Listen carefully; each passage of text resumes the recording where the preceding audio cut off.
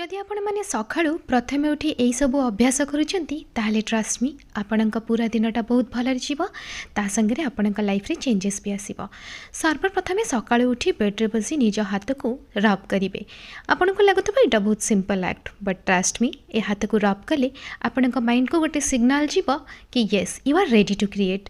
Next आपण कौन करेंगे कराग्रे बसते लक्ष्मी यही जोटा आप छोट बड़े शिखि सेटा थे करके देखूँ कारण आपण हाथ में लक्ष्मी सरस्वती आ गोविंद तीन जन बसवास करती। जदि आप सर्वप्रथमे सकाळू उठी हाथ को रब करी हाथ को दर्शन करुँच जोटा कि कर दर्शन कह जाए ताहले आपण एफर्मेशन करने रेडी हो। नेक्स्ट स्टेप गोटे ग्लास पानी पियंतु जोटा कि चार्जिंग वाटर जो थे आप फॉर्म करेंगे कि आई एम द बेस्ट और I can do anything what ever I want.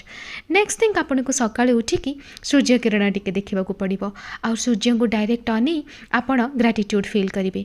जितेबाला आप ग्रेटिट्यूड फील करेंगे से आपण बॉडी रे डोपामाइन रिलीज हम आ डोपामाइन रिलीज हेले आपण को फील गुड लगे आपण सबू मैनिफेस्टिंग